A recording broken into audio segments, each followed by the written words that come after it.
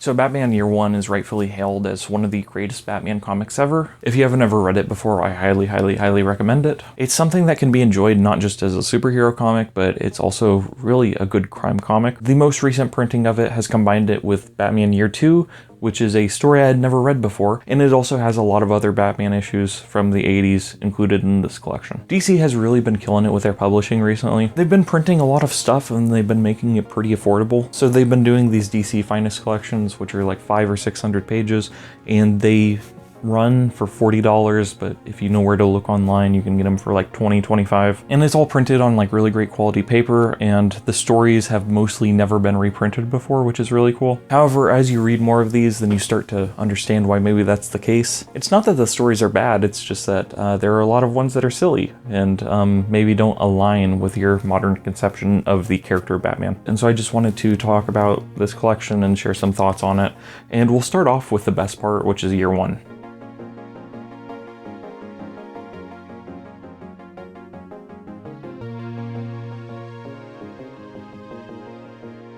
Batman Year One is a masterpiece, and it's able to accomplish so much in like barely 100 pages. It's able to set a great tone for Batman comics going forward, which Batman comics didn't immediately pick up on. What I mean to say is that it's very grim, it feels very grounded. As I said, it feels like a crime comic at times, and it definitely has less in common with traditional superhero comics than a lot of crime comics by like Ed Brubaker, or Frank Miller later wrote Sin City, and I would argue that it's not exactly the same as those, but at the same time it's definitely more in line with those than a random issue of Superman, for instance. Or I would even go so far as to say that it's more in line with those than it is with the other Batman issues collected in this collection. Batman Year One, as it states in the title, tells the story of the first year of the Batman in Gotham, and it also tells the story of Commissioner Gordon's first year in Gotham as well. You see in the comics he transferred from Chicago to Gotham City, and he's a mostly good, upstanding individual, and so as a result, he does not gel well with the very corrupt GPD. In Batman Year One, I think almost feels like a series of vignettes. You get pages and panels with the day, you know, May 7th or April 19th or whatever, and it just kind of shows you where Batman or where Catwoman or where Commissioner Gordon are at that day and time. And really, I think Batman Year One just,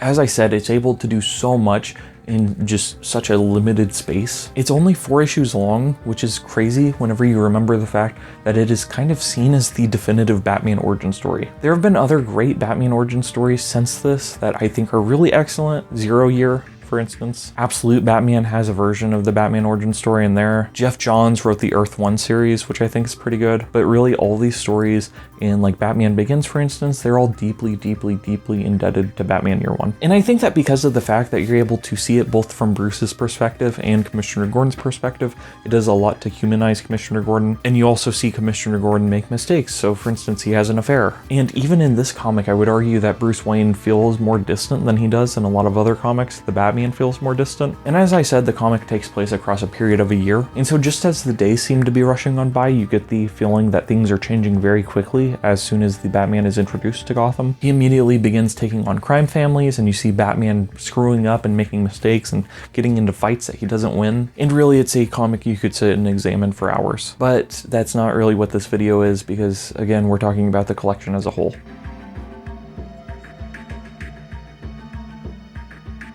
And I kind of feel like the way it's packaged is somewhat misleading, because it's called Batman Year 1 and 2, but Batman Year 2 really has nothing to do with Batman Year 1 other than it's about Batman. And it's not a particularly great Batman story. That's not to say it's not enjoyable, because it is, but Batman Year 2 is about a guy named the Reaper, who is Gotham's previous vigilante from 20 years earlier apparently, and he very much looks like the type of character that would come to define the 90s in comics, and most of that storyline is even drawn by Todd McFarlane. And you definitely see McFarlane developing his iconic style, and you see some really cool panels with Batman's cape looking, you know, big and massive. And I've talked about this before, but I really love that version of Batman with the giant cape and the giant ears, who just looks like a gothic figure. It's something I love, and it's my preferred take on Batman, honestly. But in Batman Year 2, the Reaper shows up, and this vigilante murdered people. He just has a skull face. Kind of looks like Skeletor, I guess. And he has like a big sickle hand. The Reaper is lame as a villain because of the fact that he's trying so hard to be cool. It's like one of those things where like if you try to be cool,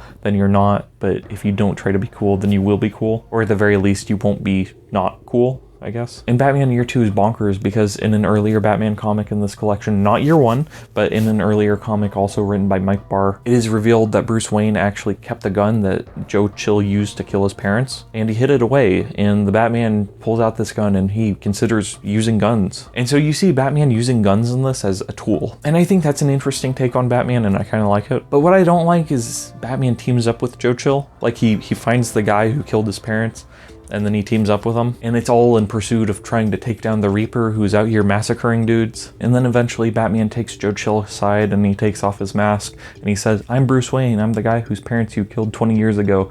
And Joe Chill's like, "What? I don't remember, I've killed a lot of people." And then Bruce Wayne is literally holding a gun to Joe Chill's head and he's considering murdering him, and then the Reaper just does it for him. And so the Reaper completely removes the temptation, and I don't really like that. I don't like it from a writing perspective because of the fact that you didn't push Bruce Wayne to make a choice. There's something similar in Batman Begins wherein Bruce Wayne takes a gun to the trial of Joe Chill and considers killing him. But in that movie, the same thing sort of happens where someone else kills Joe Chill. And it makes sense, but at the same time, I kind of wish there was a resolution to it. Like, I kind of wish that Batman had decided that he wouldn't murder Joe Chill and then Joe Chill gets shot. Because I think it would work better from a motivation perspective, but regardless, Batman Year 2 is kind of mid. And as I said, I feel like the title of the collection is somewhat misleading because the title implies that they go together, but they really don't. Batman Year 2 is not written like Batman Year 1. It has nothing in common with it. Whereas Batman Year 1 was told across a period of a year, it's not really clear if that's the case with Batman Year 2. And really, Batman Year 2, I've heard it's bad before, and it's fine, it's enjoyable. Don't get me wrong, this entire collection is pretty enjoyable, but at the same time, it does not live to the highs of Year 1. And so I think that the story would probably be seen a little bit differently if it was just called like Batman versus the Reaper or something. If it were not advertised as a sequel to Year 1, I don't think it would be judged as harshly.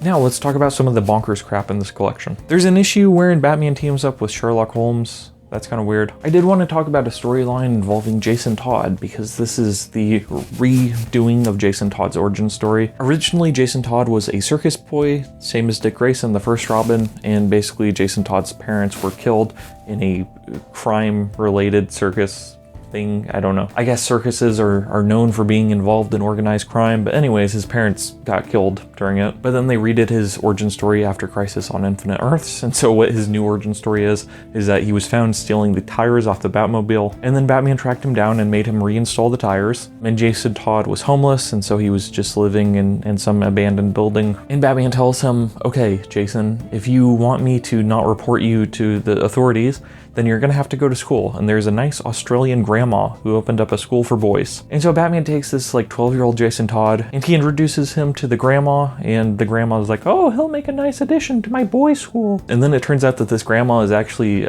it's not a boys' school, it's a crime school. And so Batman drops off Jason Todd and bounces, and then immediately Jason Todd starts getting the crap beaten out of him. And it's a legit crime school. So the grandma is having the kids talk about like which is better, a semi-automatic or an automatic, and she has like a diagram of different weapons, and they're going to rob an art museum, and it's just like really silly because it's like, dude, what are we doing here? This is a story about an evil grandma? Like, are you serious? And that's my reaction to a lot of stories in this collection in Batman Red Skies, which I did a video on not too long ago, because these are Batman comics from the mid-80s, and a lot of them are just bonkers, a lot of them are just insane. And so it's made me respect comics like Batman Year 1 or The Dark Knight Returns all the more, just because of the fact that it really does feel like Frank Miller had a hand in making The Dark Knight who he is today. And that's really a massive understatement. He had a massive hand in turning Batman into who he is today. Without Batman Year 1 or The Dark Knight Returns, you don't get the Dark Knight trilogy. You don't get the Robert Pattinson Batman movie. Without the work that Frank Miller did, you don't get Nightfall or No Man's Land, or you don't get The Court of Owls. And so really there are just a lot of weird bonkers stories that you come across,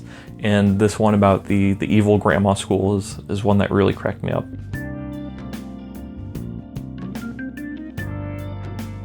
Another one I wanted to talk about is Batman 412, which is about a character called Mime. It actually has a section that made me laugh out loud, because it's a story about a mime, obviously. And the mime is a woman, by the way, so you're sexist, I guess, if you thought I was talking about a man or something. I don't know how that works. What, you think women can't be mimes? Well, they can be, bud. And they can have, like, sick mohawks, too. What I like about this cover is the fact that her hands don't even go all the way around Batman's neck. So it doesn't even look like she's, like, actually choking him because of the fact that this front part of his neck is still exposed. So I think he's probably just letting her, like, kind of choke him for fun. If I had to bet money on it, what I would do. Anyways, Batman's on a gargoyle. And so basically the mime was just this chick who was a mime, and then she lost her troop, and then she turned to crime and started killing people. And her backstory is really crazy because it turns out that she was the daughter of the fireworks king. Let me read you this page because it's the mime's backstory and it actually made me laugh out loud. Her father was Oscar Orton, the so-called fireworks king. According to Vicky Vale's articles, Camilla rebelled at her father's noisy trade. She grew up a talented, though spoiled, only child with artistic sensibilities. She inherited a small fortune after her... She inherited a small fortune after her father and mother perished in an explosion at the fireworks factory. The reason I'm laughing is because of the fact that you see Oscar Orton, the fireworks king, who's hugging fireworks, and then freaking 3 panels later you learn that he died in a fireworks factory explosion. And I was reading that at like 1 in the morning and I like bust out laughing. And then the next day I was like telling my parents about it and they were like, oh no, firework explosions in the factories happen all the time. And they were like, yeah, there was just one here in Dallas that exploded a couple years ago. And so apparently fireworks factories explode all the time, and I was the only one who didn't know that. But it caused me to bust out laughing just because he looks so happy whenever he's holding the fireworks, and then you find out 3 panels later that he died from an explosion. And I just love that energy. I just love the idea where it's like, here's a guy and then he dies 3 panels later due to his love. Like, it's just stupid. It's just freaking bonkers. Also in that same issue, you see a metal band playing. There is a show of the band Blister Twister, and it looks like they combined like 6 different metal band logos. There's like a skull with sunglasses and lightning bolts and flames. So I wrote down in my notes that the logo looks to be a combination of Megadeth and the Grateful Dead, and then the name reminds me of Twisted Sister. And then you see the band themselves, and they look like Kiss or glam metal. Who'da thunk it, Nigel? Heavy metal versions of Simon and Garfunkel, and the kiddies are eating it up. And so they predicted the Disturbed's cover of Sound of Silence. Like, I don't know how the frick they did that, but they did it, I guess. And that song's not even good, but I guess Disturbed are technically a metal band, I guess. I mean, the Disturbed kind of suck, but the only good song that the Disturbed ever did was Ooh. But yeah, they predicted the cover of The Sound of Silence like 40 years in advance, which is kind of bonkers. So good job, whoever wrote this issue. Good job, Max Allen Collins.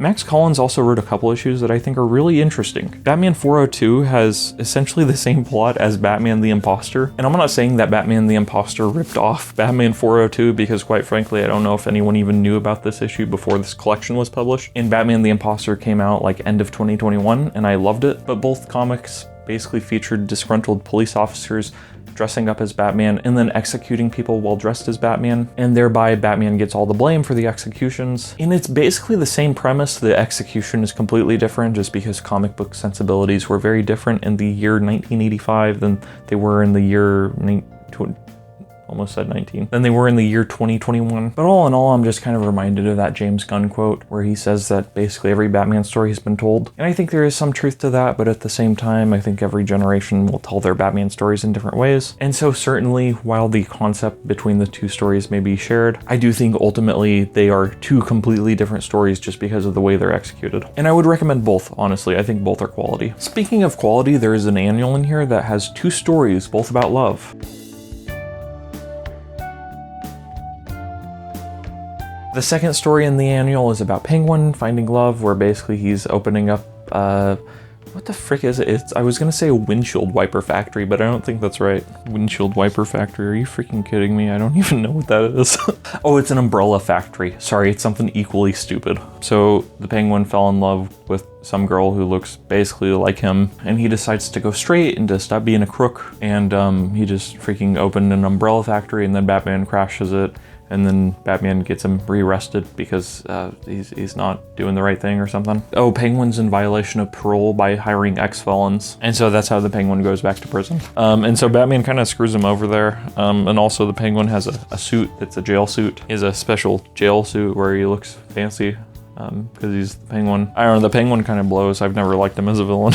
However, the first story in this collection is freaking awesome because it's written by Alan Moore. Yeah, that's right, Alan Moore. So presumably when he was writing Watchmen, at the same time, he was also writing stories about Clayface 3, because he is the third Clayface apparently, and that's what they call him, is Clayface 3. He is not the actor, he's not Basil Carlo, which I don't know why you would name your kid after a spice when in Rome. But the Alan Moore story is freaking great because it's just about this weird guy, Clayface 3, who falls in love with a mannequin. And it's like 20 pages of just narration of him narrating this one-sided love affair with a freaking mannequin. And it's all about him interpreting her actions in various ways, so he sees her cheating on him essentially. And then he feels like there are security guards who are trying to take his mannequin away from him, but he doesn't see her as a mannequin, he sees her as his one love. And so Clayface 3 is like killing dudes basically, but Batman's able to figure this out and he's able to get him his mannequin in prison.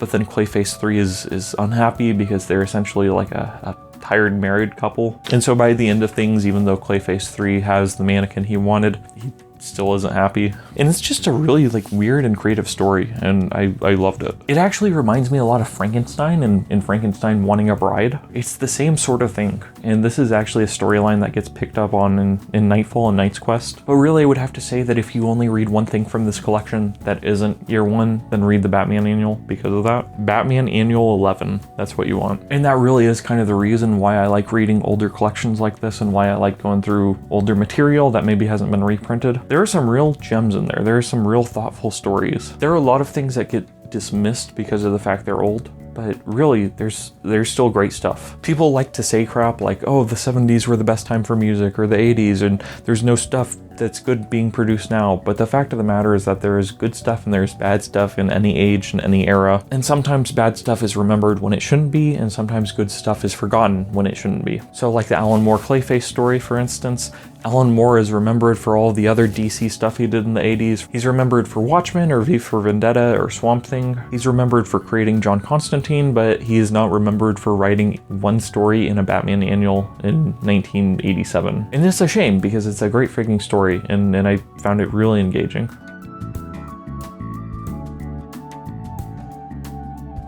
The last story in this collection features a guy named Big Mo McAlister, and I guess that's me. They just misspelled my name. They wrote Big Mo instead of Big No.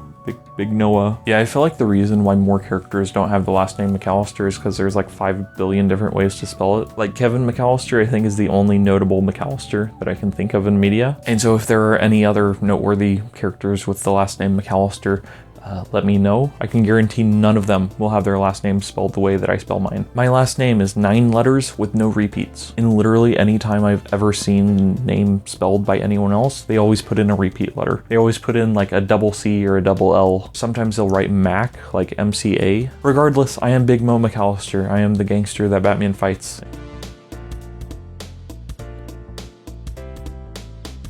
Really, I love these collections that DC are putting out, and I'm grateful for them because they're causing me to remember that comics are supposed to be fun. I think oftentimes, at least for me, there's like kind of this burden of responsibility that I feel to convince people that comics are like an art form, because people will dismiss video games, or they'll dismiss comics, or they'll dismiss heavy metal music, and they'll say that none of it's art. There's even a freaking panel in this and the Mime issue where Batman is dissing on heavy metal music, or at least that's how I interpreted it. Never meet your heroes, I guess. But really, regardless of whether you see these things as art, I enjoy them and I love them. And I guess there's something comforting in these challenging times just about Batman, just, you know, a guy fighting crime. So anyways, I guess this is where I will leave off. Let me know if you like these videos of me just rambling about Batman comics. I will probably continue to make them because I will probably continue reading Batman comics and you know, enjoy them at least for the time being. So thank you for watching, have a nice night, and goodbye.